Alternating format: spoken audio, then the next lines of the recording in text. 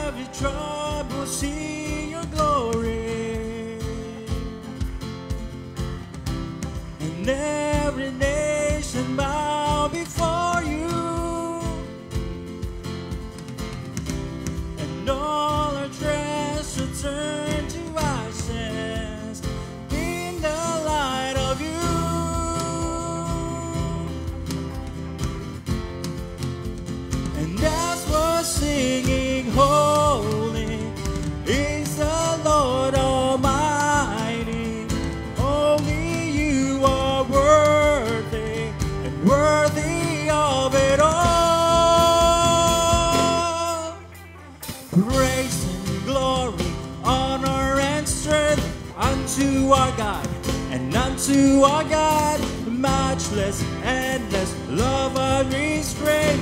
This is our God, and every tribe sing, ayo, ayo, ayo, ah, and ayo, ayo, ayo, ah, ayo, ayo, ayo, ah, and ayo, ayo, ayo, ah, and every tribe will sing your glory. Every nation bow before you, and all will turn to ashes in the light of you.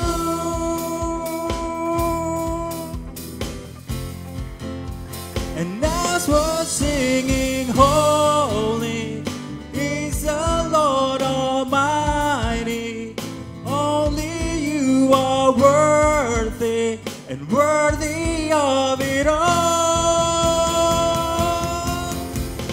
Praise and glory, honor and strength unto our God, and unto our God, matchless, endless, love unrestrained.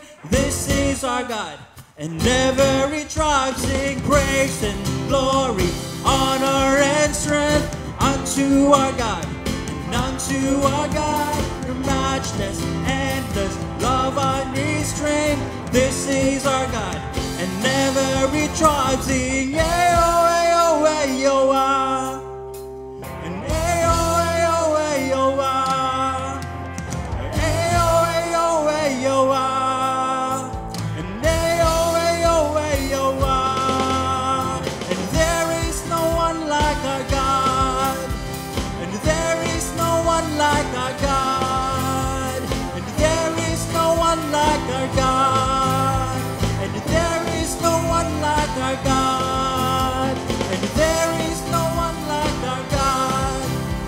And there is no one like our God. And there is no one like our God. And there is no one like our God. Wala kang katulad, O Diyos. Wala kang katulad, O Diyos.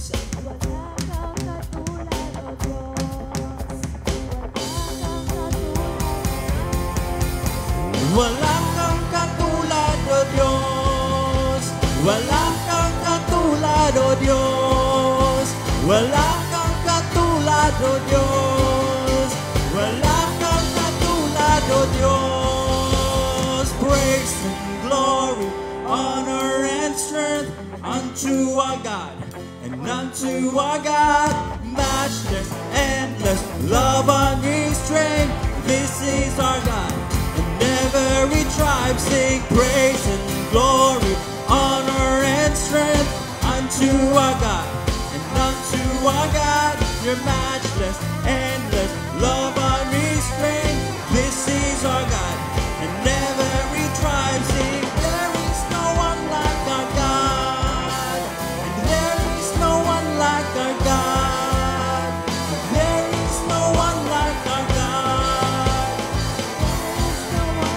Wala kang katulad, wala kang katulad, O Diyos. Wala kang katulad, O Diyos. Wala kang katulad, O Diyos. Wala kang katulad, O Diyos. Hallelujah. There is no one like you, Lord. Hallelujah. Worship you, God.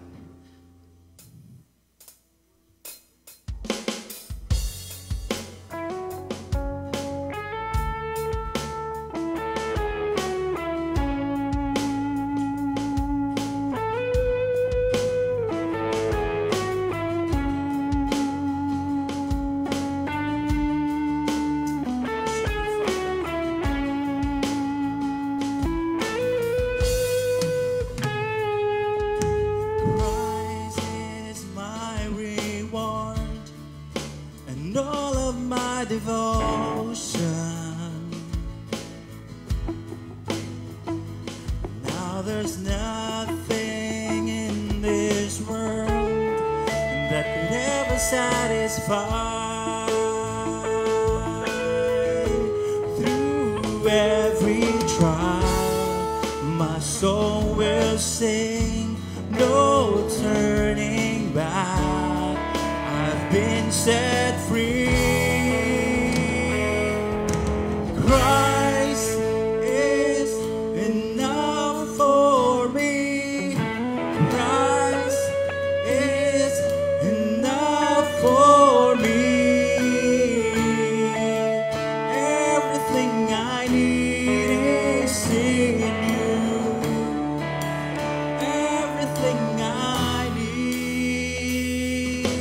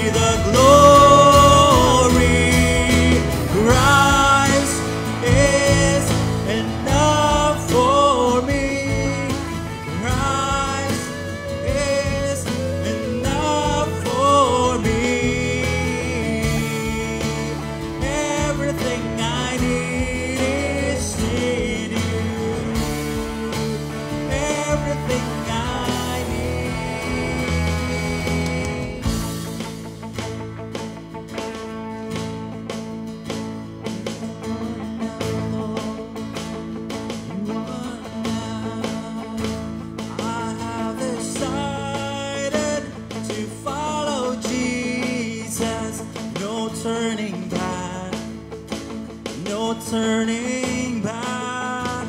The cross before me, the world behind me. No turning back, no turning back. The cross before me, the world behind me. No turning back, no turning back. The cross before me, the world behind me. No turning back, no turning back. And Christ is enough for me. Christ is enough for me. Everything I need is in you. Everything I need. Christ is enough for me. Christ is enough for me. Everything I need is in you. Everything I need. I have decided to follow Jesus. No turning back, no turning back. I have decided to follow Jesus. No turning back, no turning back. I have decided to follow Jesus. No turning back, no turning back. I have decided to follow Jesus. No turning back, no turning back. We'll follow you, Jesus. Hallelujah.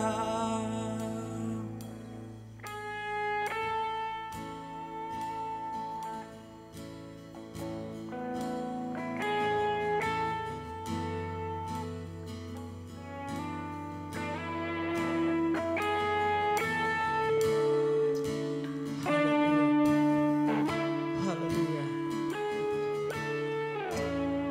Hallelujah. Hallelujah. Hallelujah. Worship you, God. Hallelujah. Hallelujah, Jesus.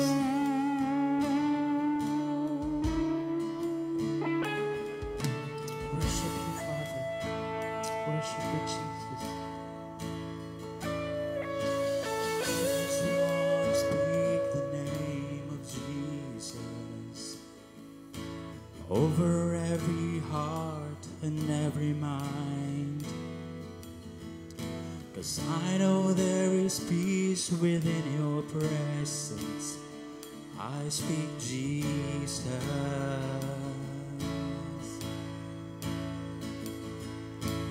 I just want to speak the name of Jesus till every dark addiction starts to break, declaring there is hope and there is freedom. I speak Jesus. Your name is power. Your name is healing. Your name is light. Break every stronghold. Shine through the shadows. Burn like a fire. And I just want to speak the name of Jesus over fear and all anxiety.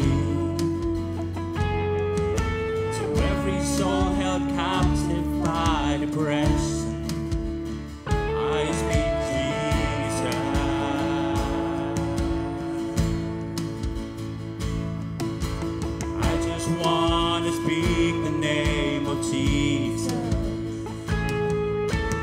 over fear and all anxiety. To every soul held captive by depression, I speak Jesus. Your name is power. Your name is healing. Your name is life. Break every stronghold. Shine through the shadows. Burn like fire. Your name is power. Your name is healing. Your name is life. Break every stronghold. Shine through the shadows. Burn like the fire.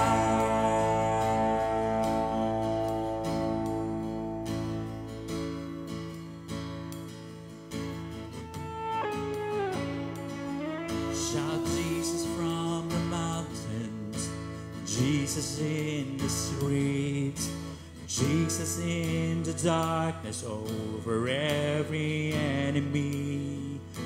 Jesus for my family, I speak the holy name, Jesus.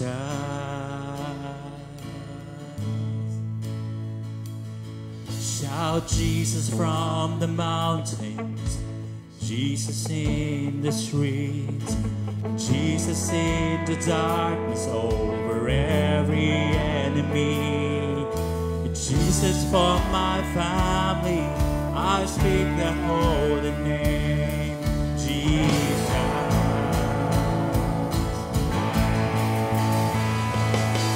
Shout Jesus from the mountains, Jesus in the streets, Jesus in the darkness over every enemy.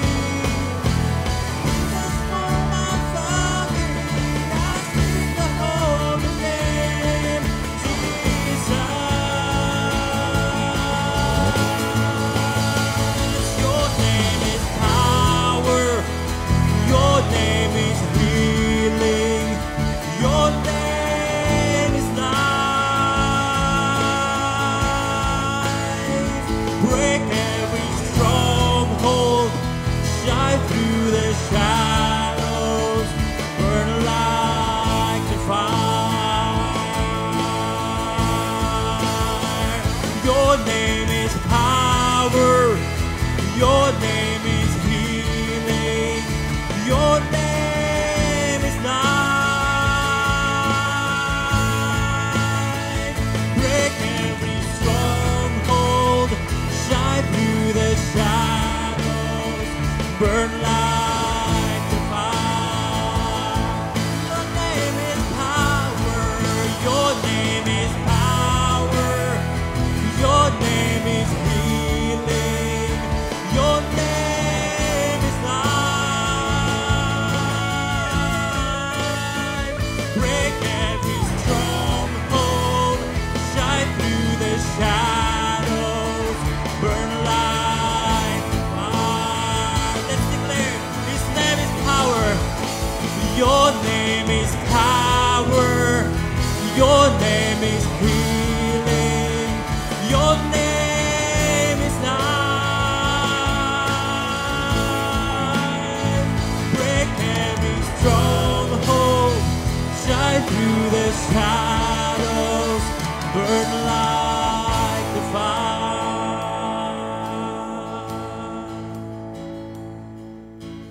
And I just want to speak the name of Jesus.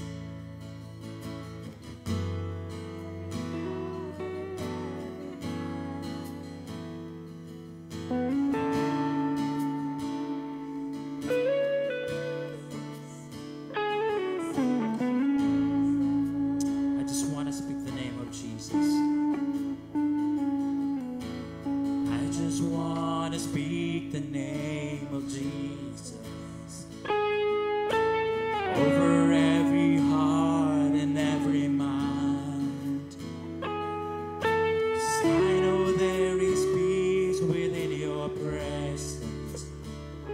I speak Jesus. I speak Jesus.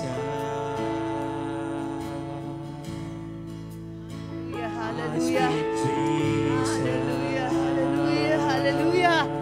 Your name is power. Your name is healing. Your name is life. Hallelujah. We glorify your name, oh Jesus. Wala kang katulad. Makapangyarihan ka. Sapat ka sa bawat isa, oh Panginoon. Hallelujah. Hallelujah. We bless your name, oh Lord. Yes, shout the name of the Lord Jesus. Jesus, we love you, Jesus. Hallelujah. We bless your name, oh God. Sige, purihin natin ang Panginoon. Sabitin natin ang pagpapasalamat sa Kanya. Kapangyarihan niya, oh Lord. You are worthy of all our praises. Yes, you are worthy of all our praises. Hallelujah. Hallelujah. We bless your name, oh God. Purihin ka. Wala kang katulad. Wala kang katulad. Sapat ka, oh Panginoon. Sa lahat ng pangangailangan ng iyo na ako, Lord. Hallelujah. Hallelujah. Hallelujah. Hayaan mo, Panginoon, patuloy na maranasan ng iyong mga anak ang kapangyarihan mo, ang kagalingan mo, Panginoon, sa pangalan ni Jesus, O Lord. Let your healing flow, let your power flow in the name of Jesus.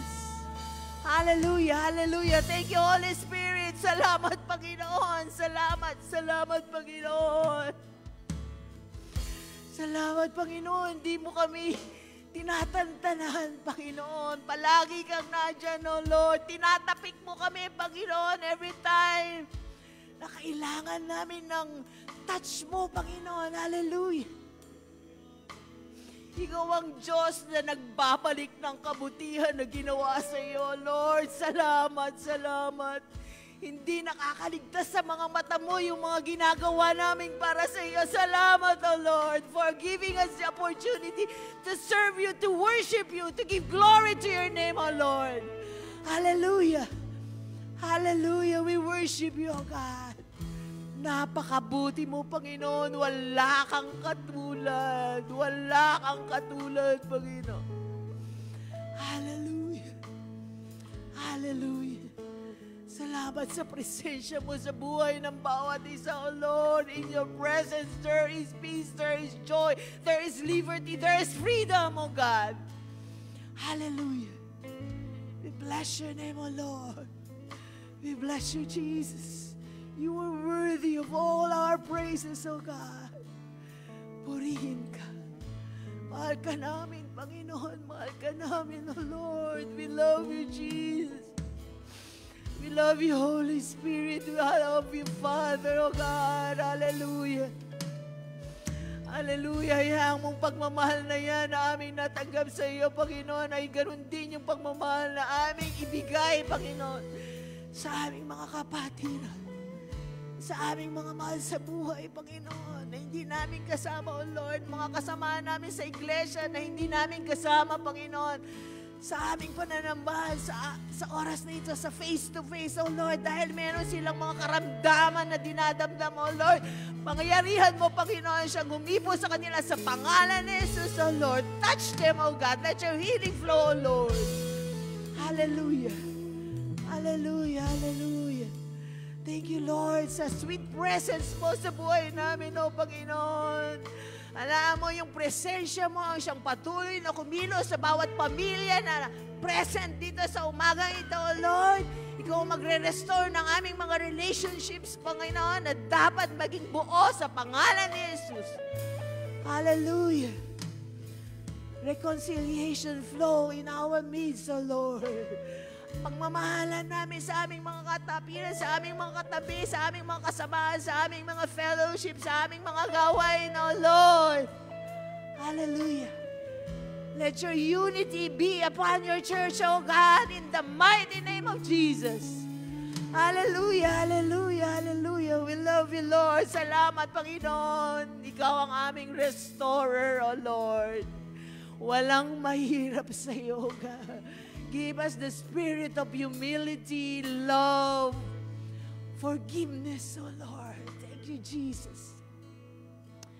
Purihin ka, Panginoon. And And as we give this morning, O Lord, let generosity flow through us, O God. Maibigay namin yung dapat namin ibigay para sa iyo, Panginoon. Purihin ka for giving us this opportunity that we can give for your glory. For your glory. In the mighty name of Jesus. Amen and amen. Hallelujah, hallelujah. Hallelujah. Amen. Ushers, God bless you.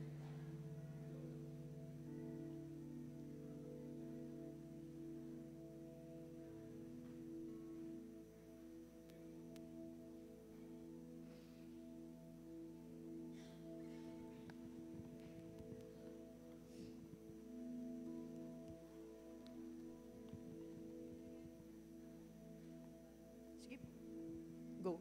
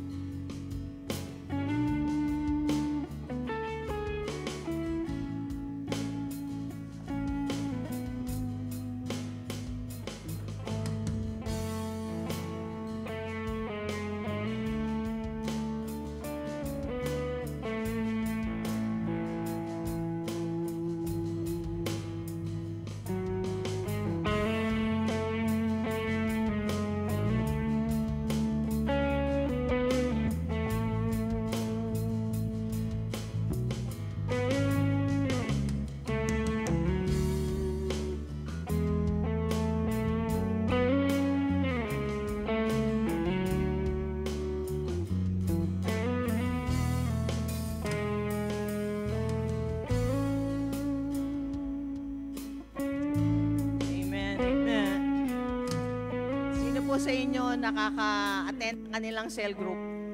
Taas po ang kamay. Uma-attend ang cell group nila every week. Yan. Na-enjoy nyo po ba ang discussion nyo sa inyong cell group? Nginunguya natin yung sermon kada linggo, no? So, this morning, meron na naman tayong pag-uusapan sa ating cell group. Dahil yung ating maririnig sa umagang ito ay talagang na-enjoy ng bawat isa. Na-enjoy nyo po ba ang cell group nyo? Amen. Yan po ang purpose ng cell group para lalo nating maintindihan yung isinesermon ng ating mga pastor dito. So this morning, our pastor will be giving us the message. God bless you, Pastor. God bless po, Pastor Mercy.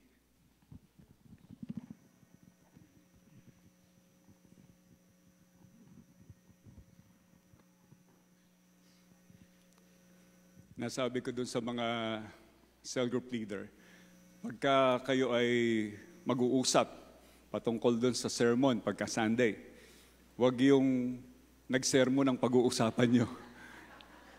Yung mensahe ang pag-usapan nyo. So, praise the Lord. Praise the Lord!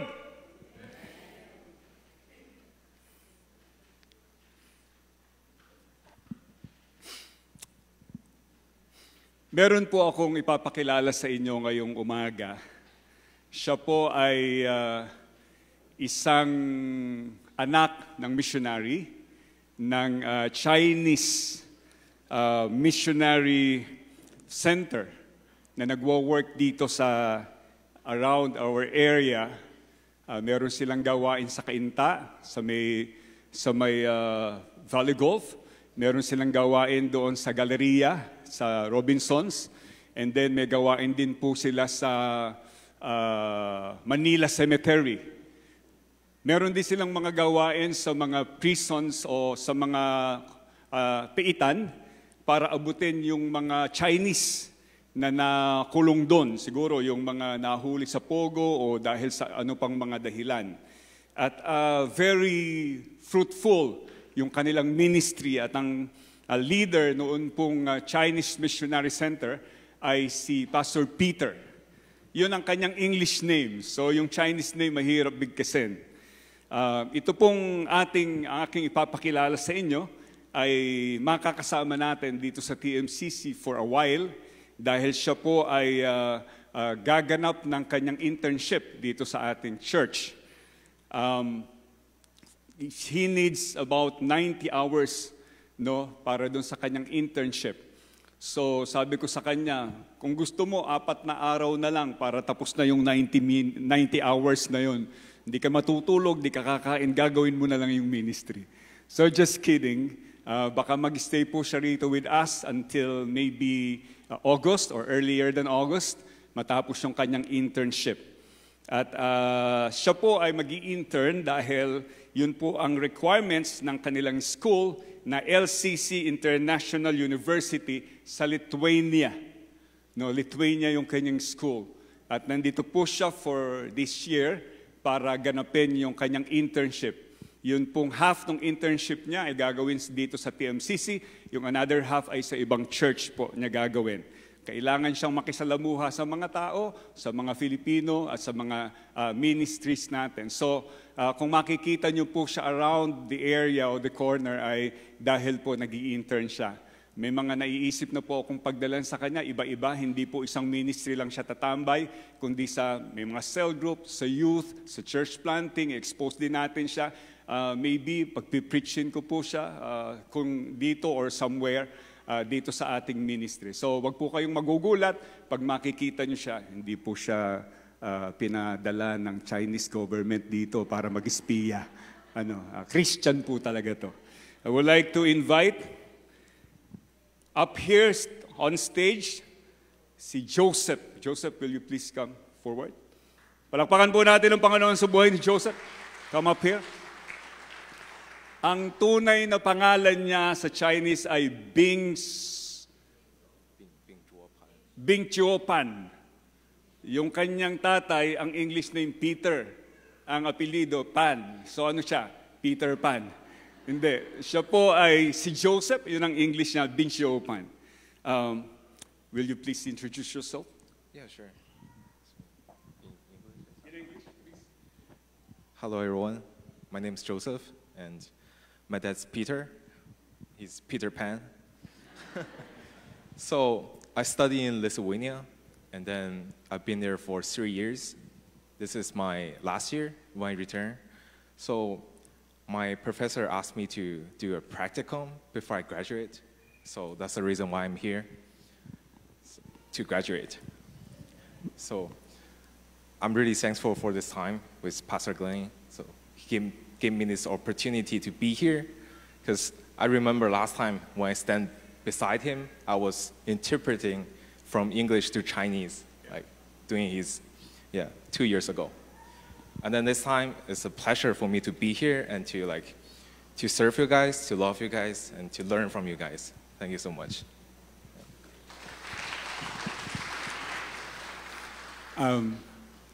Brother Joseph is 26 years old, and I asked him yesterday if he has a girlfriend. He said he don't have one, and he doesn't have one. And are you available? Yeah, after graduation. After graduation pa. So yung kidding aside, salamat po sa Panginoon na meron tayong kapatid sa Diyos na kasama natin ngayon at another lahi, Chinese. Hindi po lahat ng Chinese na nasa Pilipinas ay espiya at padala ng gobyerno ng China. Meron din pong mga Christians na pinadadala ang Lord para abutin naman yung mga ibang Chinese dito. So salamat po sa Panginoon sa buhay ni Joseph. Welcome him natin. I-welcome po natin siya with a warm TMCC welcome. The Lord bless you, Joseph. God bless you. Hirap talaga mag-English. Nung ako'y nag-speak sa kanilang church 2 years ago, ay siya po ang translator ng English to Chinese.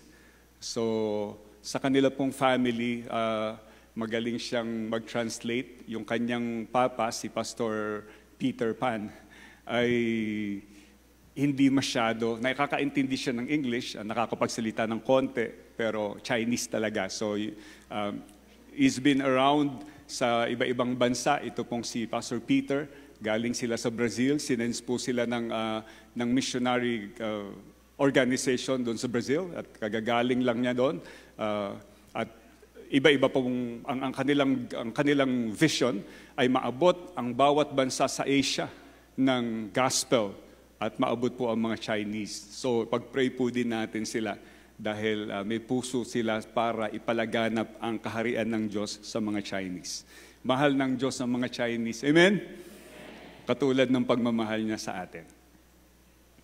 Let's pray. Panginoon, we thank you this morning dahil kasama ka namin. Kanina palang awitan, alam namin, ikaw ay kumikilos sa aming kalagitnaan. When we are declaring the name of Jesus, mayroong mga stronghold na nawawasak, may mga karamdaman na gumagaling, may mga problemang sinosolve ka, Panginoon, dahil ikaw ay Diyos na makapangyarihan sa lahat. We welcome your presence upon our midst. Mangusap ka sa aming puso. Gamitin mo ang iyong lingkod na daluyan ang mensahe mo sa iyong mga anak. Hindi lang yung mga nandito, pati po yung mga nasa online. Maraming salamat. We welcome your presence. We give you all the glory. Amen. Amen. Sino po sa inyo, sa buhay nyo, nakapag-alaga na ng baka? Yun pong may rancho kayo o kaya yung mga magulang o mga ninuno nyo may alagang baka. Naaalala ko po nung kami maliliit, kami po'y dinadala sa Bulacan. Ang tatay ko po'y taga Bulacan Taga Bulacan. At siya po ay, meron silang mga baka. Hindi naman bakahan na marami. Meron silang ilang mga baka doon. At kami pong mga bata noon ay namamangha doon sa mga bagay na yun. Meron daw isang Christian na couple na may alagang isang inahing baka. Okay. At itong kanilang inahing baka ay buntis. So pagkabuntis, syempre, ano susunod? Manganganak. Excited sila kasi syempre, blessing yun, ano? Yung buntis na baka pagka nanganak. Dumating ang pagkakataon, nanganak na nga yung baka. Ang maganda dito, kambal ang anak ng baka. Hindi lang isa na inaasahan nila, kambal, dalawa yung anak ng baka. So tuwang-tuwa yung farmer na to, no, na may-ari ng baka, at nakipag-meeting siya sa kanyang asawa. Sabi niya, naalala mo, isa lang ang inaasahan natin, pero blines tayo ng Lord ng 2 baka. At tuwang-tuwa siya. Sabi nung lalaki, in my heart, kung papayag ka, ganito, yung isa, atin. Yung isa, ibibigay natin sa gawain ng Panginoon. Okay ba sa iyo yun? Kung ikaw yung asawang babae nung lalaki, papayag ka ba? Tinan mo, ayaw mong pumayag. Parang pinag-iisipan mo pa. Pero pumayag yung asawang babae. So, they have it in their heart na ibigay kay Lord yung pagbebentahan ng isang baka. So, lumipas ang mga araw, di pa nila na ibebenta yung baka, ay napansin ng babae na itong kanyang asawa ay parang malungkot at malalim ang iniisip. Hindi niya agad kinumpronta. Minsan yung mga babae, hindi mo malaman. Masaya ka, kukumprontahin ka. Malungkot ka, kukumprontahin ka. Pero ito, hindi agad kinumpronta. Nag-isip siya, bakit kaya malungkot? Pero hindi na rin siya makatiis. Tinanong niya, mahal, anong problema? May problema ba? Bakit parang napapansin ko, ilang araw na parang malungkot ka? O ilang panahon na parang malungkot ka? Sabi ng lalaki, mahal kasi nung pumunta ako dun sa ating bukid, nakita ko yung baka. Yung isa dun sa dalawa, yung sa kambal na baka, patay. Namatay. Yung isa. Sabi nung lalaki, yung pa naman kay Lord yung namatay.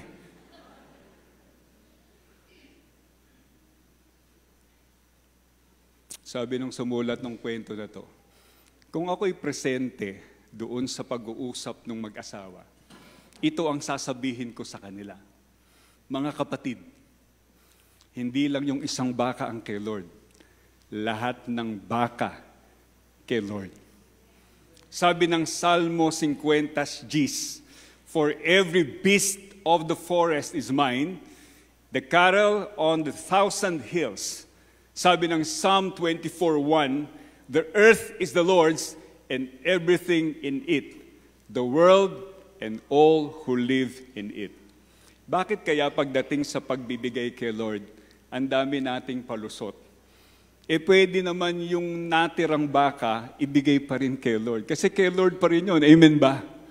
Pero pagka mayroong mga sumasablay, parang si Lord, second priority lang natin. Ang 2 Corinthians 8 at saka 9 ay may kinalaman po sa pagkakaloob. May kinalaman ito sa offering para pagsuporta sa mga Jewish Christian sa Jerusalem.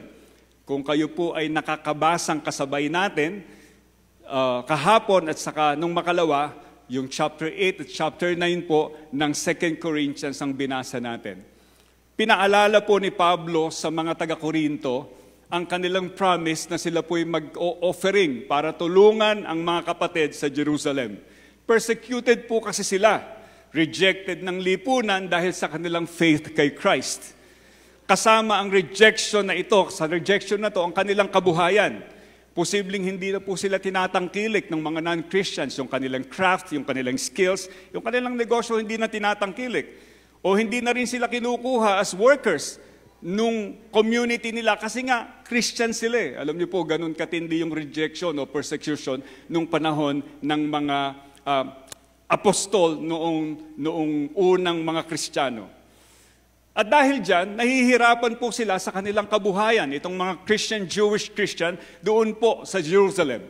Dahil dyan, nagpasya po si Apostol Pablo na yung mga churches na inaabot nila, mga Gentile churches, kasama ang Corinthian church, ay magpa-offering, para tulungan ang mga kapatiran sa Jerusalem sa kanilang kinakaharap na kakulangan sa buhay. Yan po ang dahilan kung bakit lumiham si Apostol Pablo sa mga taga-Korinto. Ipinapaalala niya at hinahamon niya muli ang mga ito sa ministeryo ng pagkakaloob. Bakit? Nangako po sila kasi the year before na maisulat tong 2 Corinthians na magkakaloob sila. Nga lang, hindi pa po nila nagagawa ng kumpleto. May tatlong problema po ang mga Corinthian churches ayon kay Warren Wiersbe na sumulat ng komentaryo dito. Ang unang problema ng Corinthian churches about sa pagkakaloob, una, procrastination. Sabihin niyo po, procrastination. Louder please, procrastination. Ibig sabihin, nangako sila last year, hanggang ngayon, hindi pa nila ibinibigay yung kanilang offering. Ikalawa, sabihin niyo, hesitation. Hesitant sila, hesitation. Nagdadalawang isip sila na magkaloob kung kailangan ba nilang ibigay yung offering nila o hindi. Maaring iniisip nila ang kanilang kalalagayan, katulad din, baka ako'y maging katulad din nung nasa Jerusalem, wala akong pagkakitaan. Nag-hesitate sila. Ikatlong problema, sabihin nyo, exception. Louder please, exception. Maaring sinasabi po nila sa sarili nila, since hindi naman ako kasing yaman ng iba dyan, exempted na ako sa pagkakaloob. Yun pong kalalagayan na yun, itinuro ni Pablo ang tamang pananaw when it comes to the ministry of generous giving o pagkakaloob. Mga kapatid, minsan, kapag pagkakaloob o offering ang pinag-uusapan, parang mabigat ito sa ating kalooban. Tingnan niyo po yung katabi niyo. Naka-smile po ba o parang may duda kay pastor? Ano ba na naman yung sasabihin ni pastor? Alam ko yan eh. Alam ko. Ha?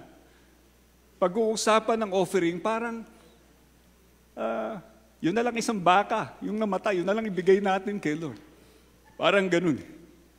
Pero ito po tanong ko ngayong umaga. Ang pagkakaloob po ba o yung generous giving, ito po ba ay pabigat o pagpapala? Ulitin ko yung tanong, gusto ko sumagot kayong lahat. Yun po bang ministry ng pagkakaloob o pag-offering, ito po ba ay pabigat o pagpapala? Sino po nagsasabing pabigat? Sabi ng amen. Uy, hindi nahuli yung natutulog. Yung pong nagsasabing ito yung pagpapala o blessing, magsabi ng amen. Amen. I entitled this sermon today, this morning, as Blessings of Generous Giving. The blessings of generosity or the blessings of generous giving. Pagbabasahin mo yung chapter 8 at chapter 9,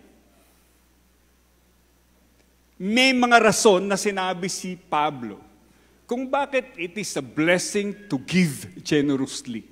At yan po ang ating tutunghayan ngayong umaga. Ang mga talata po natin ay iisa-isahin nating basahin as posted sa ating PowerPoint. Bakit dapat nating tanggapin o sabihin na it is a blessing to give generously? Isa-isahin po natin ang mga talata. Verse 7. Gusto ko basahin natin to. Maganda tong talata na to. Verse 7. Ready? Sabay-sabay. Basa. Each of you should give what you have decided in your heart to give, not reluctantly or under compulsion, for God loves a cheerful giver. Amen. Ano po ang unang makikita natin na reason ni Pablo to convince these Corinthian Christians and perhaps pati na tayo na dinatna ng salita ng Diyos na we should be giving generously? Ang una po ay ito. God's preference is satisfied. Ano ibig mong sabihin dyan, Pastor? Nais po ng Diyos na maging generous tayo sa pagkakaloob. In other words, ang pagkakaloob ay hindi kung ano lang madukot sa bulsa, bigay. No? Minsan nga po daw, yung mga daliri natin, pagdating sa offering, may mga mata. Nakakapayong, ito, 1,000, hindi kay Lord yan. Ito, 500, hindi kay Lord yan. Ito, 100, pwede na rin kay Lord yan. Pero pagka 50-20, ang bilis. Yun po daw offering plate minsan ay nagtataka yung mga pera dun sa loob ng offering plate. No. Dahil pagka po daw nakakakita ng 1,000 sa offering plate, nagtataka yung mga 20 saka 50. O bakit nandito ka? Parang bago ka dito Karaniwan, puro kami 20, 50 saka 100. Minsan binaliligaw ng 500. Well, hindi po sa TMCC yun. Dahil sa TMCC, generous ang mga tao. Amen? Amen. Nais ng Diyos na maging generous tayo sa pagkakaloob. Preferred po niya na ang pagkakaloob natin ay bukal sa puso at hindi napipilitan lamang. Pansinin niyo yung mga talatang yan, bukal sa puso, hindi napipilitan lamang. No. At dapat daw masaya, cheerful. Pwede ko po bang makita yung sa mukha niyo yung cheerful? Halimbawa, pag sinabi ko yung cheerful, show me a cheerful face, okay? Ready? Cheerful! Mas mahirap kayong pangitiin pagka cheerful. Tapatan ko kaya kayo ng cellphone. Siguro ngingiti lahat tayo. Sanay po tayo pag natapatan ng camera, no? Pero ang sabi ng Bible, of course, cheerfulness is not just outward, it comes from the heart. Amen po ba? Ang tunay na kagalakan, hindi ngiting Facebook lang. Ang tunay na kagalakan, ngiting puso. At ang sabi po, God loves a cheerful giver. Iniibig ng Diyos ang nagbibigay ng may kagalakan. At, mind you, hindi pala komo marami, generous na. Ang meaning pala ng generosity ay nagbubukal sa puso at dahil doon, wala kang pakialam kung marami ka nang naibibigay. True giving is measured with your heart. Hindi pala po yung kwentahin natin. Hindi pala po ganun. Natatandaan nyo ba yung babaeng balo na naobserbahan ng mga alagad sa ni Lord doon sa templo? Sabi ni Lord, alam nyo, mas maraming binigay yung balo na yun kaysa doon sa iba. Di ba? Pero ilan yun? Ha? Ilang kusig yun? Ha? Pero, yun lang binigay ng babae. Pero sabi ng Lord, mas maraming binigay yun kaysa sa iba. Na may bateng-teng pa pagka nagbibigay, meron pang announcement. Oh, magbibigay ako! Yun, binigay. Sabi ni Lord, bakit? Dahil yun na lang natitira sa buhay niya, binigay pa niya para kay Lord. See, pagka ikay masayang nagbibigay, doesn't matter kung parang wala nang natitira sa'yo eh. Dahil alam mo, minamahal mo yung Diyos sa pagbibigay mo. Amen ba? Mga kapatid, ang tamang motibasyon ng pagbibigay, pagmamahal sa Diyos. It's not, ay nagbigay ako kasi si pastor, nagmakaawa na bigay daw tayo dun sa isang kapatiran na nangangailangan. Nagmakaawa may tears pa si pastor magbigay tayo. No, should not be the trigger of giving. Ang trigger ng giving ay dahil mahal natin ang Panginoon. Yun ang tamang motibasyon sa lahat. Yun daw Greek na ginamit doon sa word na cheerful ay hilaros. Hilaros, no? Anong English word ang malapit sa hilaros? Hilarious. Ano meaning ng hilarious? Tiningnan ko yung Tagalog ng hilarious. Ang Tagalog po daw ay masayang maingay. No, may mga taong masaya pero hindi maingay. Meron naman mga taong maingay pero hindi naman masaya. Pero yun daw hilarious, masayang maingay. So ganyan siguro ang asta ng mga taong nanalo sa loto. Sino po sa inyong nanalo na sa loto? Pastor, hindi kami tumataya sa loto. Huwag mo kaming subukan. Pero sino po sa inyo ang nanalo na sa raffle? Yan. Ano po pakiramdam ng nanalo sa raffle? Yung hindi mo naman yung binayaran dahil bumili ka lang ng product, nakatanggap ka ng raffle, tapos nanalo ka. A new car! A house and lot! Nanalo ka. Ano po pakiramdam? Sino po sa inyo pagka nakatanggap ng blessing na ganun ay malungkot? Mahal, lungkot ko. Bakit? May bago tayong bahay. Bigay nung raffle. Sino po sa inyo masaya pagka binebless ng Lord? Magsabi ng Amen. Sabi dito, yun daw pagkakaloob natin, dapat masayang maingay. No? Pagka magkakaloob tayo, dapat maingay na masaya. At pagka maingay na masaya, kaya mo ginagawa yon dahil may pagkakataon kang mahalin ang Diyos sa pamamagitan ng pagkakaloob. Okay? Subukan kaya po natin. No? Pagka ikay nabibless, pagka may blessing na dumating si Lord, anong mga salitang lumalabas sa bibig mo? Yay! O kaya, yuhuu! O kaya, grabe si Lord! Di ba? Masayang masaya ka. Ano pa? Praise the Lord! No? Subukan natin. Okay? It's offering time! Hindi masyado Hindi pasado sa hilarious ano? Di ba minsan, si Kuya Noel, pagka dito, Kuya Noel, damay ka na naman. Pag sinabi ni Kuya Noel, it's offering time! Ano daw? Ano daw? Pero pagka pala, yung totoong turo sa Biblia, pagka para tayo mag-o-offering, dapat masaya tayo. Hello? Turo sa Biblia to. God loves a hilarious giver. A cheerful giver. Na kung magbigay, hindi parang napipilitan lang. Na kung magbigay, parang natutukan lang ng barel. Hold up yan na. Hold up na naman yan, pastor. Hindi. Yung kung magbigay talagang masaya. Nabasa niyo yung chapter 8, di ba? Ginawang challenge ni Pablo yon sa mga taga-Korinto. Kasi sabi niya, alam niyo yung mga taga-Macedonia, may hirap lang sila Pero sa gitna ng kanilang kahirapan at pagsubok sa buhay, gusto nilang magbigay. Higit pa nga sa kaya nila, nagbigay sila Ano pa sabi ni Pablo? Sabi ni Pablo, pinipilit pa nga nila ako na magbibigay sila. Hindi yung sitwasyon mo sa buhay ang pipigil sa atin para magbigay, magkaloob sa Panginoon. Hindi yung kakulangan, hindi, ako nga kulang na, magbibigay pa ako dyan, hindi yun. Ako nga mahirap na, nagbibigay, yung mayayaman dyan, hindi nga nagbibigay, ako pa, mahirap lang ako. Hindi yun.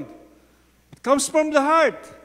Pag gusto mong magkaloob kay Lord, may ipagkakaloob ka. At magpipilit ka pa dahil mahal mo si Lord.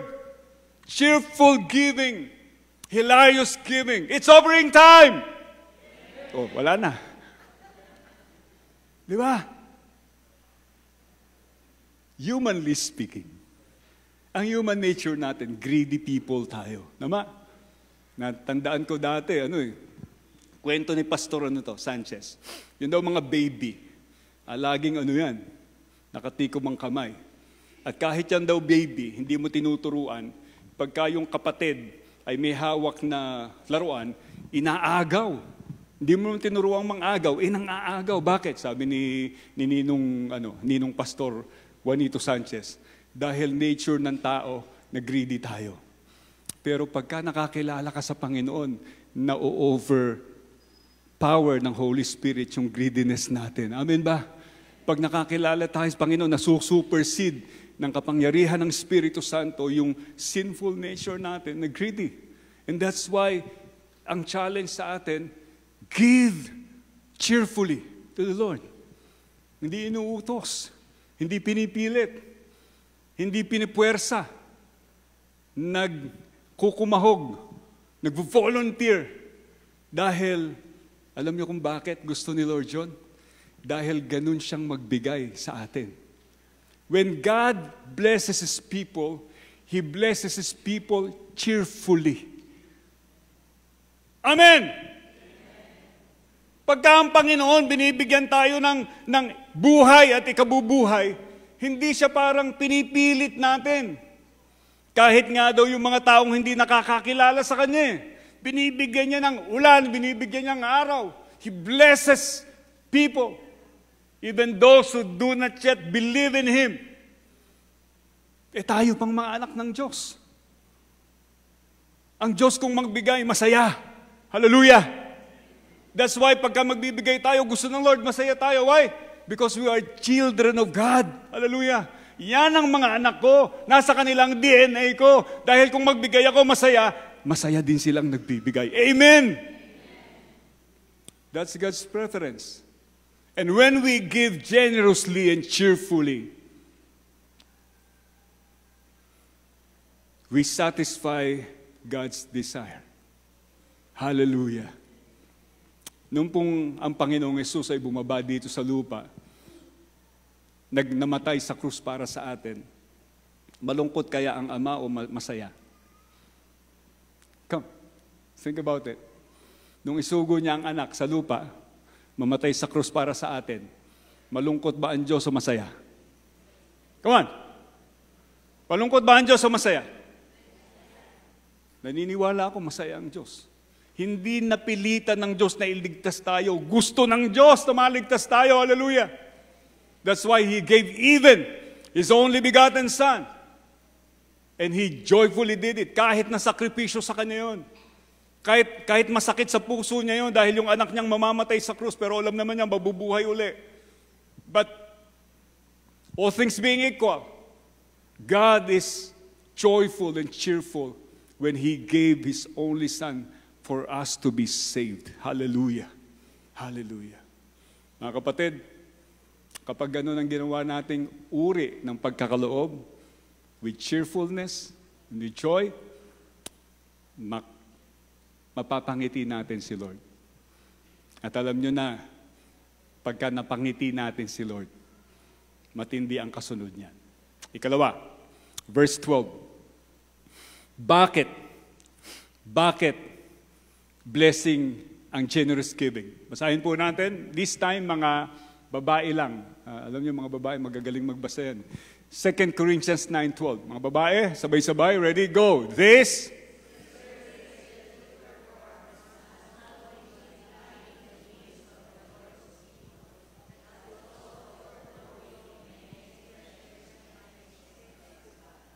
Thank you. So, pagbasa. Yun pong highlighted words, supplying the needs of God's people. Ang ikalawa po na dahilan why it is a blessing to give generously ay God's program is supported. Ang mga programa, ang mga gawain ng Diyos ay hindi nagkukulang sa suporta. Sa ating pagiging generous givers, nasasagot ang pangangailangan ng gawain ng Diyos. In this case, sa correspondence po ni Pablo na ito, it was about the support of the livelihood needs of Christians in Jerusalem. Nasabi ko na kanina. Oo, God is powerful. Pwede naman nating isipin, di ba? Kailangan pa bang tulungan ng Diyos? Kaya namang ibagsak ng Diyos ang lahat ng blessing katulad ng ginawa niya sa wilderness. Nung sila'y walang tubig, pinadaloy ng Diyos ang tubig sa bato. Nung sila'y walang makain, anong pinadala ng Lord? Mana at saka pugo. Nabusog sila. Kailangan pa ba nating mag-offering para suportahan ng gawain ng Diyos? Well, the answer is this. Ever since, even in the Old Testament and in the New Testament, it has been God's strategy in providing the needs of His kingdom's program and projects na tayo po ay magiging instrumento para daluyan ng pagpapala ng Diyos. Pinili ng Diyos ng channel para ma-provide ang pangangailangan ng ministeryo sa mundo ay ang generous giving ng kanyang mga tagasunod. Sa Old Testament, for instance, naipatayo ang templo sa pamamagitan ng pagkakaloob ng mga tao at ng bayang Israel. Pwede naman sabihin ng Lord, let there be a temple, and na-build na yung temple. Pero kung aaralin yung Biblia, pinili ng Diyos na maging partner ang mga Israelita to be channels of blessing para maipatayo yung templo.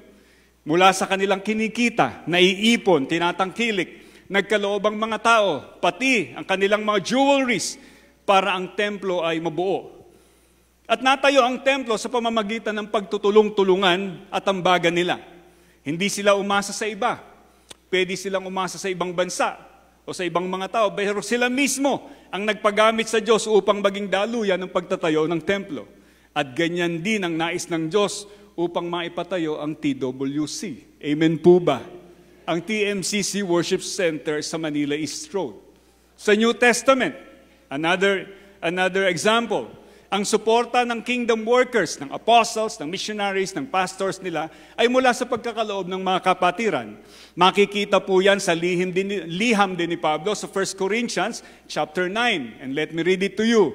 1 Corinthians 9:13-14. Ito po ang sulat ni Pablo. Don't you know that those who served in the temple get their food from the temple, and that those who serve at the altar share in what is offered on the altar? In the same way, ito, pakinggan nyo, the Lord has commanded that those who preach the gospel should receive their living from the gospel. Utos pala ng Diyos yun. Na yung mga naglilingkod sa pagpapalaganap ng kaharian ng Diyos ay masusuportahan sa pamamagitan ng gawain ng Diyos. Kalooban po ng Diyos na suportahan ng pagkakaloob ng mga kapatiran ang kabuhayan ng mga kingdom laborers. So, ano ang blessing ng generous giving?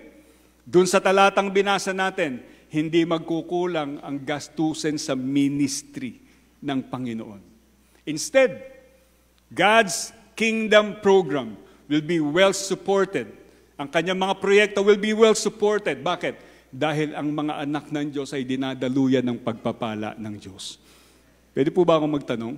Sino po sa inyo ang gustong maging daluyan ng blessing ng Lord? Magsabi ng malakas na Amen. Amen.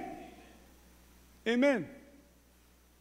Ikatlo, verse 13. Bakit ang blessing po ang generous giving? Verse 13 and, verse 13. Mga lalaki lang naman babasa dito. Guys, paalala nga pala, next week, hindi na po linggo ng mga kababaihan at ng mga kananayan. Baka po nalilimutan nyo, next week po ay napaka-special na linggo. Alam nyo kung bakit? Tingnan nyo, bakit yung mga babae hindi nyo alam na Father's Day na sa Sunday? Pagka Mother's Day, alam na namin yan, way ahead eh. Pero ba't nyo next Sunday po, Father's Day na. So mga matitipuno at mga matitikas na mga kalalakihan, maaari bang basahin po natin ang talatang 13. Ready? Go. Because of the service by which you have proved yourselves, others will praise God for the obedience that accompanies your confession of the gospel of Christ and for your generosity in sharing with them and with everyone else. Ikatlong dahilan kung bakit blessing ang generous giving. Because God's praise is spoken. Blessing po, dahil pagka po daw tayo generous, maraming nagpupuri sa Diyos. Others will praise God. Hindi lang ikaw, dahil na-bless ka ni Lord, pati yung mga nagiging naaabot ng ating pagkakaloob, sila po ay nagpupuri sa Diyos. Kapag naging generous tayo, mapapapurihan ng higit ang Panginoon. Kung papansinin po ninyo sa iba pang verses, diyan sa inyong Bible, scan your Bible, verse 11, sabi doon, your generosity will result in thanksgiving to God. Ang inyong pagkakaloob ay magre-resulta ng pagpapasalamat sa Diyos. Verse 12, this service that you perform is also overflowing in many expressions of thanks to God. Paulit-ulit si Pablo, magpupuri sa Diyos, magpapasalamat sa Diyos, magpapasalamat sa Diyos ng grabe ang mga tao. So para po kay Pablo, binavalue po niya ang bunga ng generous giving na maraming magpupuri at magpapasalamat sa Diyos. Napakahalagang benepisyo po ito sa ministry para sa Diyos. Sino po sa inyo naniniwala na pagka sinasamba natin ng Diyos, masaya ang Panginoon? Magsabi ng Amen. That's why we worship God in every way, but also through singing, expressing the praises of God, the glory of God, our thanksgiving to God. Gusto po ni Lord yan. At para kay Pablo, sabi niya, mas maraming nagpapasalamat sa Diyos.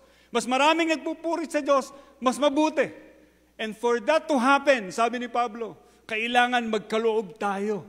No? Magkaloob tayo para maraming missionaries ang mapadala. Para maraming church planter ang masuportahan. Para may mga buildings pa ng churches na maipatatag. Magkaloob tayo. Pagkat ang end result niyan, mas maraming tao ang sasamba sa Panginoon. Hallelujah! Sa Revelation 7:9, makikita po natin doon, from every nation, from every tongue and language and people, sila po'y sumasamba sa Panginoon. That's the result of missions.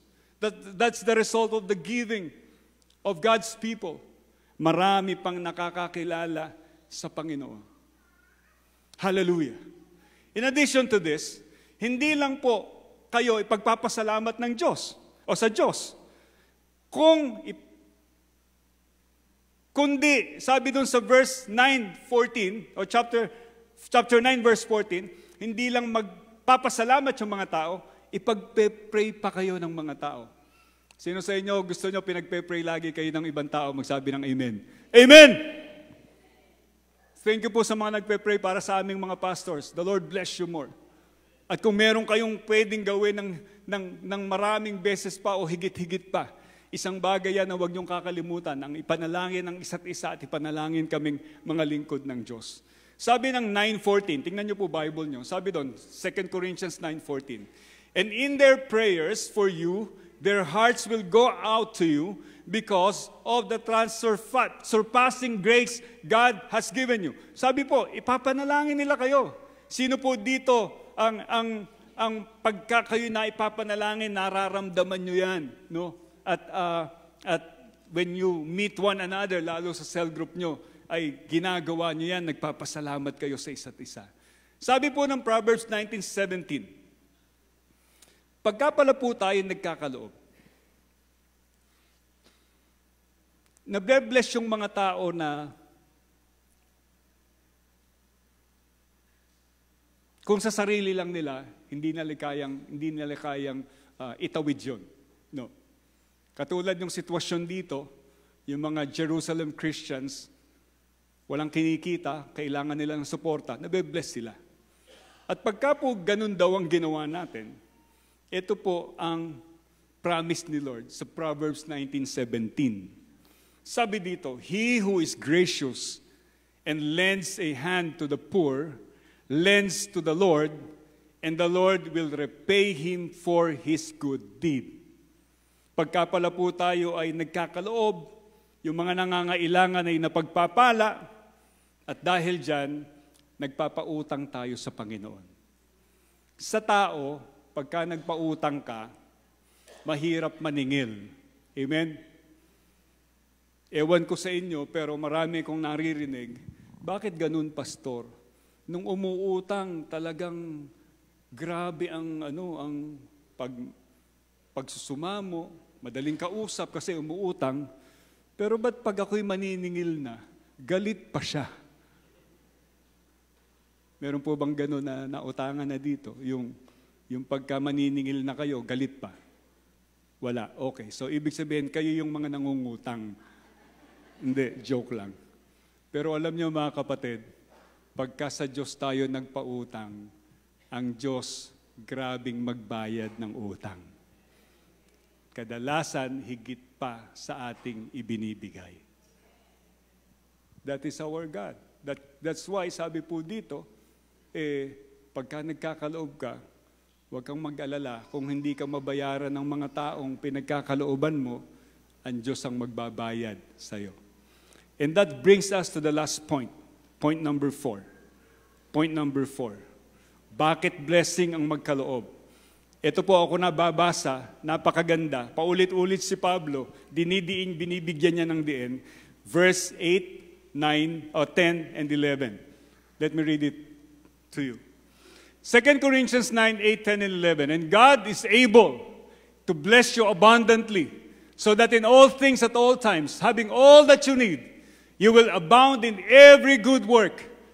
Now, he who supplies seed to the sower and bread for food will also supply and increase your store of seed and will enlarge the harvest of your righteousness. Verse 11, you will be enriched. You will be enriched in every way so that you can be generous on every occasion. And through us, your generosity will result in thanksgiving to God. Ang kahuli-hulihan pong benefit o blessing ng pagkakaloob ay ito. God's provision is supplied. Pagka pala po tayo nagkakaloob, ang Diyos ay may dahilan para pagpalain tayo ng lalo. No? It has been a principle in the Bible. What you sow, you reap. When you sow sparingly, you reap sparingly. When you sow generously, you reap generously. Kung wala kang itatanim, wala kang aanihin. Hindi pwedeng baliin Batas ng Diyos yan sa Biblia. Nag-iisip lang ako. Posible kaya na dahilan kaya may mga pagkakataon na parang tayo ay kinakapos, dahil hindi tayo nagtatanim. Posible kaya na kaya wala tayong hinaaning sagana, hindi tayo nagtatanim ng sagana. If you go back to the Bible, it is very clear in the teaching of the Scripture. Philippians 4:19. And my God shall supply all your needs according to His riches in glory in Christ Jesus. Kung babasahin niyo yung mga preceding verses, it's all about supporting the Apostle Paul in his ministry. Kaya niya nasabi sa kanila yon, i-bless kayo ng Lord dahil sinusuportahan niyo ang gawain ng Diyos. There's no other way. Kung humihingi tayo sa Lord, the Lord will provide. But there is a principle that we need to do and to be faithfully doing. We should be giving generously. Meron po raw nagsasabi na ang mga talatang ito, spiritual blessing lang yan, pastor. Hindi yan material, hindi yan financial. But if you will read the verses in context, ang tinutukoy po ni Pablo ay material blessing. Hindi ko po sinasabing hindi kasamang spiritual blessings, kasama yon. Pero mainly, the topic and the context is about giving generously, materially, financially. And if we will study the context, makikita po natin there are promises na pagka tayo'y nagbigay generously, the Lord will give and bless us generously.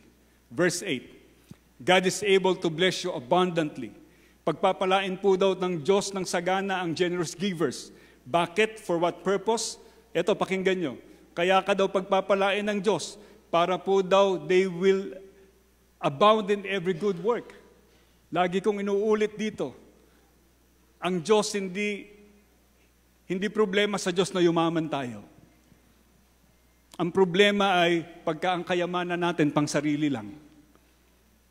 Gusto ng Diyos na pagpalain ka to be a blessing to others. Yun po ang sabi ng verse 8. So that you will abound in every good work. The more you are blessed, the more you become a blessing to others. Meaning, kaya ka binibless ni Lord para mas lalo mong pagpalain ng iba. Verse 10, yung underlined words, will also supply and increase your store of seed and enlarge your harvest. Sino po yung He will supply, He who supplies to the sower and bread for food? Sino po yung nagsusupply ng seed at saka ng bread? Siyempre, walang iba kundi si Lord, di ba? Siya yung nagkakaloob. Siya yung Jehovah Jireh. Dalawa daw ang gagawin ni Lord pag naging generous givers tayo. He will supply your store of seed.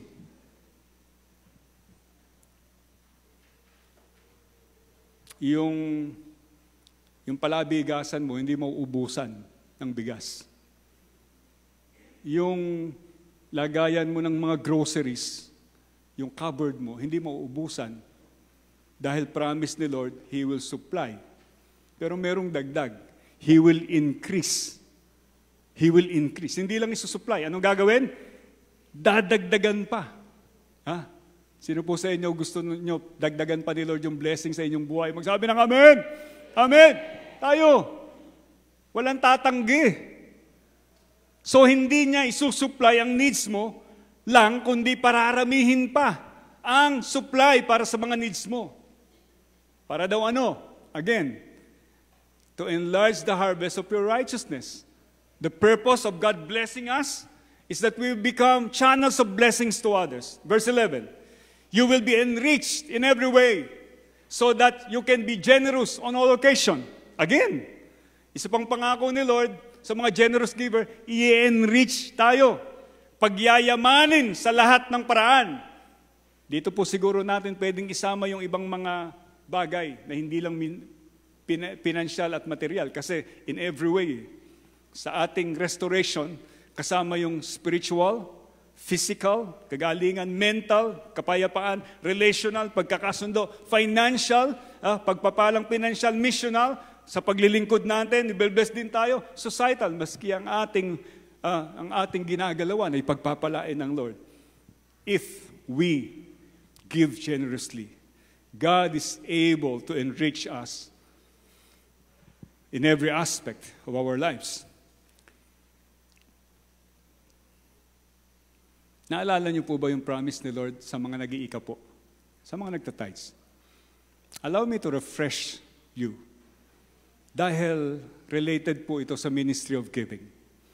Usually, binabasa lang po sa Malachi chapter 3, yung verse 10. No? Pero itutuloy ko hanggang verse 11. Tingnan niyo Bible niyo, Malachi chapter 3, 10 hanggang 11. It's also about supporting the kingdom of God, the ministry of the kingdom of God. Sabi ng 10, bring the whole tithe into the storehouse, that there may be food in my house. So, food doon sa templo. Yung mga naglilingkod sa templo, mayroong kakainin, mayroong suporta.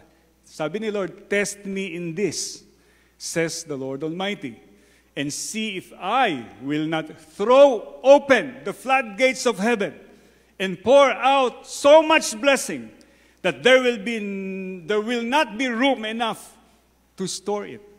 Grabe yung pangako ni Lord. Ano? Verse 11, tuloy po natin. Sabi ni Lord, I will prevent pests from devouring your crops, and the vines in your fields will not drop their fruit before it is ripe, says the Lord Almighty. Cambio po ako ng konti. Meron po kumakalat sa Facebook, sa social media. Ito daw si Billy Graham ay against tithing. Pinadala ito sa akin ng isa kong pinsan dahil nakita niya.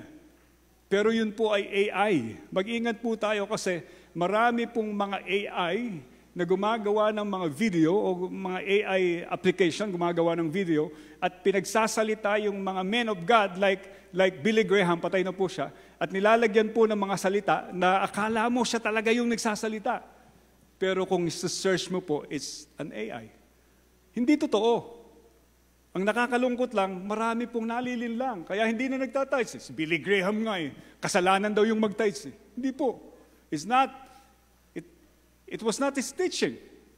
Ginawa lang po ng AI yan. Kaya we go back to the Scripture. Whenever you are in doubt about something, you go back to the Scripture. Ano raw po ang gagawin ng Diyos kapag nagtapat tayo sa pagkakalob? Itong tithing, ito ay para sa Panginoon. Sabi dito, God will throw open the floodgates of heaven. Hindi basta bintana. Sa Tagalog, bintana ang ginamit. Hindi basta pinto. Bubuksan daw ng Diyos ang floodgates.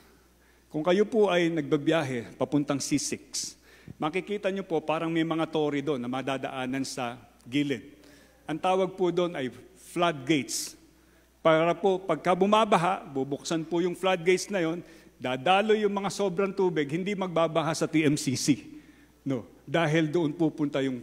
Ibig sabihin, hindi basta maliliit na dalo yan. Sabi ng Panginoon, hindi patak-patak ang bibigay niya sa iyo. Pag nagtapat ka sa pagkakaloob sa Diyos, bubuksan niya ang rumaragasang pagpapala sa iyong buhay. God will pour out so much blessing that there will be no room enough to store it. Pinangako po ng Diyos ang masaganang pagpapala na wala daw tayong sukat paglagyan. Pag kayo po ay magta-traverse simula sa San Isidro, papunta sa Highway 2000, may mapapansin kayong malalaking building. Ha? Pag kayo nag-drive sa highway from Market Bagong Palengke hanggang sa Floodway, makakakita po kayo ng mga malalaking building. Alam niyo po tawag sa building na yon? Warehouse. Sino po ang gumagamit nun? Inchik. Hindi po si Joseph. Yung mga kalahi ni Joseph. No. Kahapon, nakapunta po ako doon, meron akong tiningnan. Ang lalaki pala ng mga doon, ng mga malalaki pa rito, dito sa ating building. Ang mga warehouse. Mga kapatid, parang sinasabi ng Lord, pagka nagtapat ka sa iyong pagbibigay, pagkakaloob ng iyong tithes, hindi magkakasya ang blessing ni Lord sa lahat ng warehouse na nasa Highway 2000. Ibe-bless tayo ng Lord, kumbaga, ng grabe at sobra. Ito pa, in the positive, God will supply. In the negative, He will prevent the devourer from your crops. Yung dalawang nauna, it's about blessing in a positive sense. Itong huling blessing in a negative sense, iingatan tayo ng Lord para hindi tayo gumastos ng walang kwenta. Ang ibig sabihin, pipigilan ng Diyos ang salot na posibleng dumating sa ating buhay kapag nagtapat tayo sa pagkakaloob sa Panginoon. May kasabihan po, health is wealth. Pag healthy ka, minus gastos. Tama po ba? Pagka hindi ka lugi sa negosyo mo, blessed ka. Tama po ba? Sabi ng Lord, pag nagtapat ka, tayo, iingatan niya tayo. Naniniwala po ba kayo sa pinagsasasabi ni Lord na to? Sino po naniniwala dito magsabi ng malakas na amen? Tatapusin ko po sa isang kwento na natanggap ko sa founder ng TMCC, ang Pastor Reverend David Candelaria, ang atin pong tatay na ginamit ng Lord to establish this church. Siya po ang tatay ni Kuya Ibet, ni Attorney Ibet at saka ni Auntie Edelia. Noon po daw panahon na nahiwalay ang TMCC sa UMC, noong 1955 to 56, ang sumama po daw kay Pastor Candelaria ay the less fortunate ones. Ibig sabihin, hindi po sila yung mga well-to-do, hindi sila yung mayayaman. Ang bansag po daw sa kanila ay, pardon me sa mga words na to, mga taong may tais sa tuktok. People look down on them kasi hindi sila mayayaman. Noong po daw panahon na yon, dahil hindi na po under ng UMC ang TMCC, kundi naging independent church, ay walang suporta galing sa UMC organization, United Methodist Church Organization. So noong panahon na yon, hinamon po daw ni Pastor David Candelaria ang mga kapatiran. Again, they were not the ones who were well-to-do people kundi mga less fortunate people sila sa standard ng mundo. Sabi po daw ni Pastor Candelaria ay ito. Simula ngayon, subukin natin ang Diyos. Ayon doon sa Malakay 3:10 and 11. Simula ngayon, subukin natin ang Diyos. Ito hamon ko sa inyo, sabi niya. Dahil yun ang sabi niya, subukin siya sa pag-iikapo. Sabi ni Pastor, gawin natin ito sa loob ng isang taon. Ang taon lang. Kapag hindi kayo pinagpala ng Diyos, huwag nyo nang ituloy. Itigil nyo na yung pag-iikapo. Walaan nyo. May tumigil ba na mag-ikapo? Challenge accepted. Tinanggap ng mga tao yung hamon ni Pastor Candelaria. Hindi sila mayayaman. Challenge accepted. Naging tapat sila sa pag-iikapo. Yung nagtitinda ng mga isda, naglalako ng isda, dala-dala yung sunong yung mga bilao, naging tapat sila sa pag-iikapo. Higit pa nga dahil nagpapatayo sila ng building ng panahon na yon. Naging faithful sila sa pagtatides. Tuwing first Sunday ng bawat buwan, tatandaan niyo yung panahon na bagong pandemya, tuwing first Sunday, lumalapit tayo dito, dinadala natin yung ikapo. Noon pa yon, sinimulan na nila. They established that culture ng TMCC. Na ang bawat TMCC ay papaalalahanan at ihahamon na magkaloob sa Panginoon. Alam nyo, pinagpala sila ng Panginoon. Doon sa mga matagal na dito sa TMCC. Alam niyo yung kwento, ang church na dating minamata ng mga tao dahil church na puno ng mga not well-to-do people ay tiningala ng mga taga-Taytay. Actually, dumating yung panahon, ang reputation ng TMCC ay church ng mayayaman. Tama ba, Percy? Tama po ba? Yung mga matatagal na dito. Kaya yung iba parang nangingilag pumunta dito kasi ang bangyayaman daw ng mga nandito. Pero hindi po yun yung simula. Pero pinagpala sila ng Panginoon. Sila yung nagkaroon ng mga pwesto sa Divisoria, kasama yung aking nanay at tatay dyan. Sila yung mga nagkaroon ng pwesto sa Baclaran. Sila yung nagmay-ari ng malalaking fish pen dito sa Laguna Lake. At ang kwento ng mga kapatid ngayon, talagang tumatabo sila ng limpak-limpak na salapi. Meron pang kwento na yun daw kinikita, ilalatag sa bed, magsisimulang bilangin, magigising hindi pa tapos yung bilang, nakakatulugan . Ewan ko kung gaano katotoo yun, pero posible siguro. Bakit? Totoo kasi ang Diyos na pagka tinanggap mo yung challenge ni Lord na mag-ikapu ka, sabi ni Lord, ibe-bless kita. Anong sikreto, kung secret man, ng mga taong to? Secret? Hindi, open secret. Naging tapat sila sa Diyos at dahil doon, naging tapat ang Diyos sa kanila. We can never outgive God. He is the Jehovah Jireh. He is the God who blesses generously.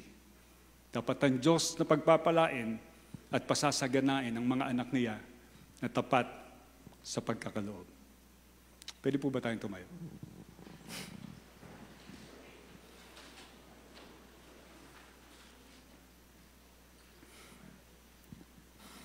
When we give generously, God blesses us.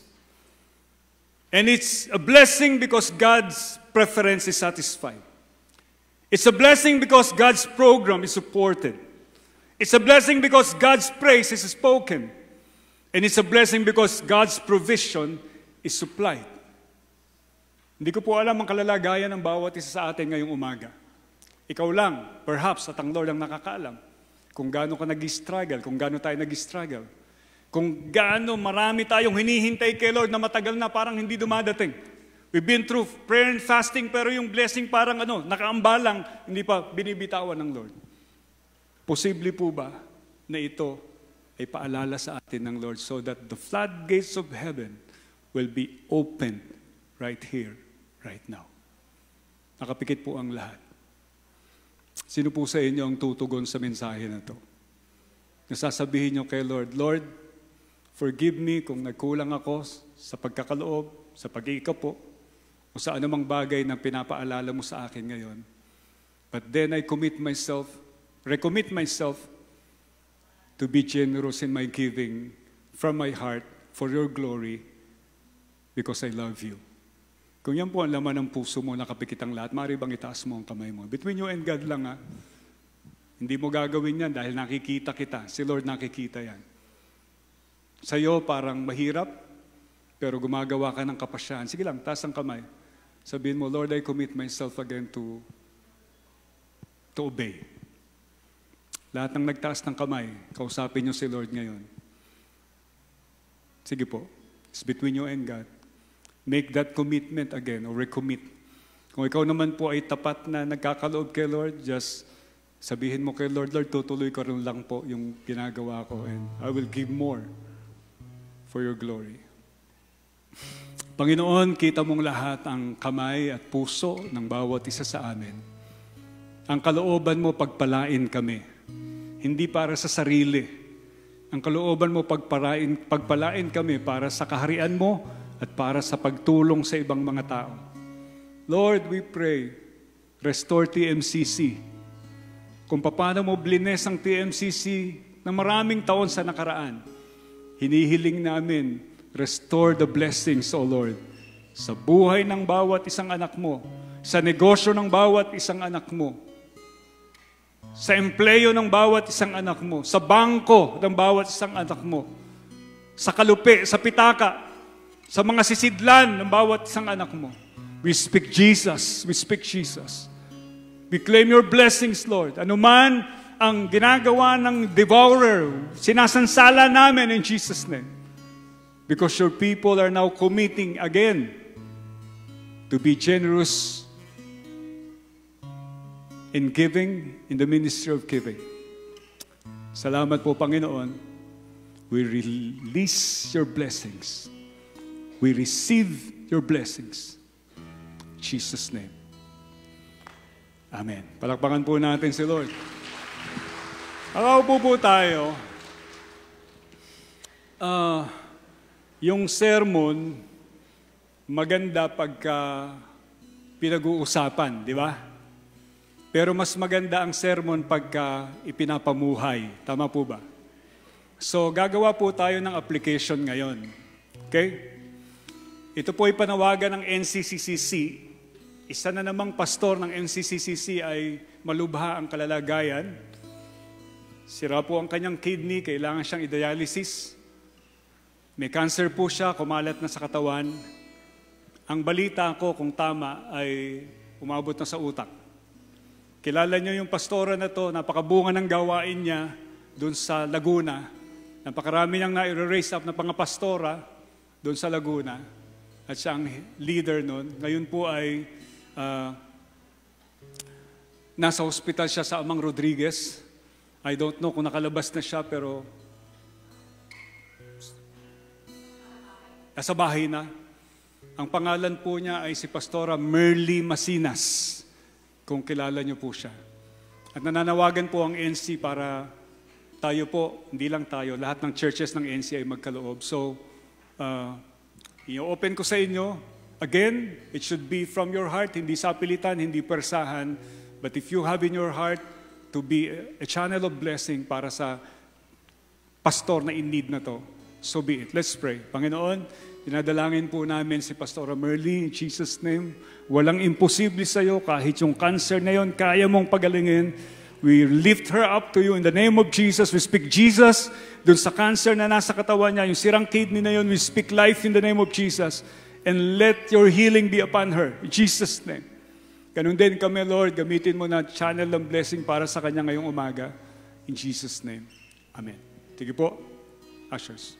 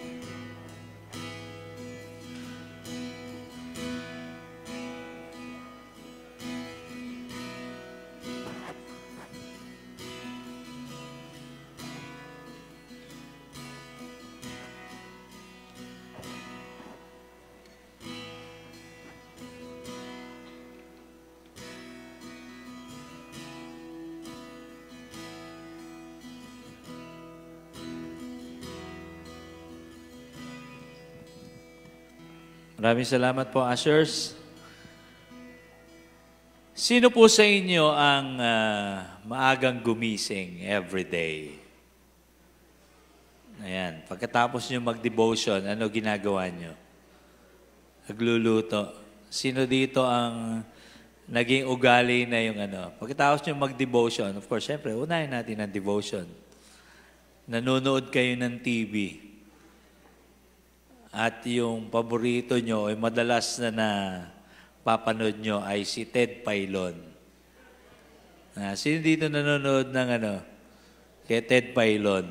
Merong portion doon, kasi hanggang 6 to 10 ng umaga. Merong portion doon na palaging binabanggit nung mga host na ito ang pinakamahalaga sa programa na ito. Ang portion po doon ay yung daily Brad devotion. Doon sa portion na yon, tatawag sila na, of course, mag-share si Pastor Jeff ng devotion, short devotion, and then merong memory verse. Merong verse na iiwanan. At kinabukasan, sa susunod na araw, meron silang tatawagan na listener nila. Tapos ipaparecite nila. Of course, hindi naman sigurado kung minemorize o baka binabasa. Pero palagi nilang binibigyan ng point yung kahalagahan ng message, nung verse. At nung una ako nakakapanood, sabi ko, madali lang naman yun kasi babasahin lang pwedeng nakasulat. At alam nyo ba, may premyo. Ang guaranteed na premyo, kapag natawagan ka, na-recite mo yung memory verse nung nakaraang araw ay 2,000. Merong mga dumadagdag, lalo na kapag yung shinare nila yung situation nila, ganito, may sakit yung may sakit. Yung mga real life situation, mga nadadagdag. Alam mo, merong isang pinakamalaking natanggap doon, parang yata, umabot sa 100 yata . Generous giving nung kanilang mga listener. Si Happy Anonymous, Happy Doctor, Happy Teacher, Happy. So yun, yung mga ganon na makikita mo or pinapatunayan nun na talagang merong mga tao na ganon. Hindi naman sila sure kung yung mga nagbibigay na yun ay mga Christian. Hindi lahat, marahil hindi lahat yon mga Christian, mga supporter. So yung ating pinag-uusapan kanina, yung sineshare ni Pastor Glenn, yun, patotoo yun. Na merong mga tao. Mas lalo pa nga tayo mga Christian, dapat tayo ganon. Okay? Ano ang point? Ano ang gusto ko pong i-drive dito? May memory verse, merong premyo. Okay? Meron tayong ginagawang memory verse dito. Sino ang nakapag-memorize nung 1 Corinthians 15:58? Taas ang kamay. Ayun. Sino ang gusto ng premyo? Nako, nawala na. Hindi 2,000. Meron akong pang-price dito. Hindi 2,000. Sino? Sino malakas ang loob na magre-recite? 1 Corinthians 15:58. Si nanay na naman. Parang last Sunday, dito na nag-recite. Ito, very to. Nay, tayo kayo. Harap kayo sa kanila. 1 Corinthians 15:58. Memory verse, 1 Corinthians 15:58. Okay. Kaya nga mga minamahal kong kapatid, magpakatatag kayo at huwag matinag. Maging masipag kayong palagi sa paglilingkod sa Panginoon. Dahil alam ninyo na hindi masasayang ang inyong pagpapagal sa Kanya. Amen. Palakpakan naman natin. Dahil kayo, bibigyan ko kayo ng magic ball pen. Lahat ng isusulat nyo na prayer request, answered ng Lord. Oh, ayan. Thank you. Okay, sino pa? Meron pa? Ayun, si Bon. Teka, ito gusto ng answered prayer nito. Teka lang, Bon, ha? O, Bon, dito ka. Tayo ka. 1 Corinthians 15:58. English. Tagalog po. Kaya nga, mga minamahal. Kaya nga, mga minamahal. Wala. Kaya nga, mga minamahal, magpakatatag kayo at huwag matinag. Magsipag kayo palagi sa paglilingkod sa Panginoon. Dahil alam ninyong hindi masasayang ang inyong pagpapagal para sa Kanya. Oh, eto, magic ballpen. Para sa'yo. Sino pa? Meron pa akong 3 magic ballpen doon. Sino pa? Nako, wala na. Wala na. Challenge yan, ha? Next week, ano memory verse natin? TJ. Oh, ready nyo na po yung inyong mga camera. Picturean nyo. 2 Corinthians 9:7-8. Pastor, ang haba naman. Ha? Lalo nang hindi nag-memorize. Mas mataas ang premyo. Sige. Dahil galing kami ng Baguio nung Lunes, may kasamang keychain ng Siargao. Okay. 2 Corinthians 9:7-8. Basahin po natin. 1, 2, 3, go. Each of you should give what you have decided in your heart to give, not reluctantly or under compulsion, for God loves a cheerful giver. Verse 8. And God is able to bless you abundantly, so that in all things, at all times, have all that you need, you will abound in every good work. Amen. Sa Tagalog. Maraming gustong Tagalog dito. Pangalawang Korinto 9:7-8. 1, 2, 3, go. Ang bawat isa'y dapat magbigay ayon sa kanyang pasya, maluwag sa loob at hindi napipilitan lamang, sapagkat iniibig ng Diyos ang nagbibigay ng may kagalakan.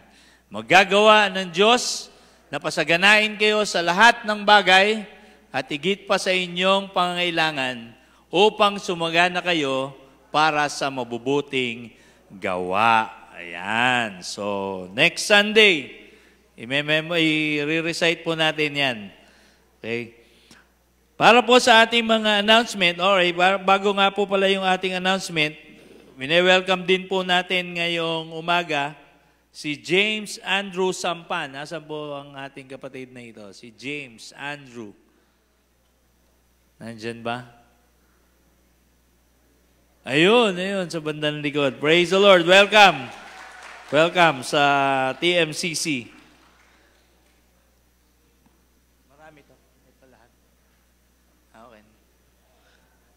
Invited po siya ni Ate Dolor Dominguez. Yan. Praise the Lord. Sa mga kalalakihan, kagaya po ng in-announce si Pastor Glenn, ni Pastor Glenn kanina, magkakaroon tayo ng gawain sa June 25. Tama ba? 24 para po ito sa ating Father's Day celebration. Pero next Sunday, meron tayong Father's Day celebration din dito sa service natin. Kaya mga nanay, alam nyo na. Okay? Huwag nyo pong paglalabahin sa linggo. Day off po namin kung kayo'y naglalaba, mga tatay. Okay? So, invite po natin, lalo na yung mga nanay dito na hindi nyo po nakakasama sa church ang inyong mga asawa na lalaki. So, pagkakataon po yun para ma-invite natin. Sabihin nyo, tara, mag-celebrate tayo ng Father's Day. Punta muna tayo sa TMCC. Okay? So, yung mga anak din, ganun din. Kung hindi nyo po nakakasama dito sa church ang inyong mga tatay, invite po natin. Take po natin ang opportunity na ito para sa celebration na ito. Okay? Tayo po tayong lahat. Para po sa ating pangwakas na panalangin, ang Diyos ay Diyos na mapagbigay. Amen po ba? Binigay niya ang kanyang kaisa-isang anak para mailigtas tayo o maligtas ang bawat sa atin. At hindi lamang yun, kundi kahit doon sa mga material na pangailangan natin, ang Panginoon ay mapagbigay sa lahat. Kaya nararapat lamang po na pasalamatan natin siya, nararapat lamang po na purihin natin siya. Hallelujah, hallelujah. Purihin ka, Lord. Hallelujah. Salamat dahil ikaw ang aming Diyos na nakilala at pinaglilingkuran. Ikaw ang Diyos na kailanman hindi nagkulang. Ikaw ang Diyos na kailanman hindi nahuli ng pagkakaloob ng mga pangailangan ng iyong mga anak. Lord, ang aming pundalangin ngayong umaga at sa mga darating na mga araw, sa buong isang linggong ito na papasok, turuan mo po kami, gabayan mo po kami, na ipakita namin, Panginoon, sa mga tao na aming makakasalamuha, kung gaano ka ka-generous sa aming mga buhay, kung paano ka nagkaloob, Panginoon. Ganon din kami, Panginoon. Gamitin mo po kami na daluyan ng iyong pagpapala sa maraming tao, Panginoon, sa mga makakasalamuhan namin, mahahayag, Panginoon, na tunay na ikaw ay Diyos na hindi nagkukulang sa bawat isa sa amin. Salamat po, Panginoon. Panginoon, tinatanggap po namin ngayong umaga ang dakilang pag-ibig mo, ang kaligtasan na tanging si Kristo lamang ang nagkakaloob, pakikipisan, paggabay ng banal na Espiritu. Ito ang sumaamin. Sa pangalan ng aming Panginoong Yesus, ang lahat po ay magsabi ng malakas na Amen. Amen. Amen. Good morning po. Alam ko na to. Nakita ko doon, no? Praise the Lord. Happy birthday, happy birthday, happy birthday to you. Happy birthday to you. Kala ko po, binili ni TJ. Happy birthday to you. Happy birthday, happy birthday, happy birthday to you. Maraming salamat po sa pakik. Sa akin ba galing ang pinambili nito, Jay? Salamat po sa mga bumate sa Facebook, sa mga nagkaloob. Kahapon, ang sarap po ng namin, ng tanghalian, meron nagbigay ng kaldereta. Kaya, salamat sa Lord. Pagpalain po kayo ng Panginoon. Masyado pong nagulat si Pastor Lloyd. Hindi po niya alam na mayroong cake. Tuon po natin ang kamay natin kay Pastor Lloyd and let's pray. Pinagpapasalamat namin ng buong puso ang iyong lingkod na to, Lord. Marami siyang pwedeng gawin sa buhay pero pinili niya na sundin ang tawag mo, aming Panginoon. At sa mga nadadagdag na taon sa kanyang buhay ay tropeyo ng kabutihan mo sa kanya, ng katapatan mo sa kanya. Sama-sama kaming nananalangin para sa kanya ngayon, na lalo mo pong ibuhos ang masaganang pagpapala mo mula sa langit, sa lahat ng pangangailangan niya, O Lord God, as you promise supply all his needs. Hindi lang yung needs, pati yung kanyang mga wants, kanyang mga desires, mga bonus mo. Ipagkaloob mo sa anak mo to, Panginoon. Marami siguro siyang mga dreams din, hindi namin alam. Maaring kayo lang dalawa nakakaalam, aming Ama, pero salamat po na alam mo ang desires ng iyong mga anak. Sinabi mo yon, delight yourself in the Lord and He will give you the desires of your heart. Gawin mo po sa iyong lingkod na to, iyon, Panginoon. Bigyan mo rin siya ng marami pang taon, kalakasan, kapuspusan ng Espiritu mo, upang sa kanyang paglilingkod, marami pang mapagpala, marami pang maabot, marami pang lumago sa kanilang buhay spiritual. Pagpalain mo rin ang kanyang asawa, kanyang anak, O Lord God, at lahat po ng kanilang kabuhayan. Ito ang aming dalangin sa pangalan ni Jesus. Lahat magsabi ng Amen. God bless you, Pastor Lloyd. Happy birthday! May Sunday school po. Hindi ko mo birthday ni Pastor Lloyd, walang Sunday school. May Sunday school po. The Lord bless you.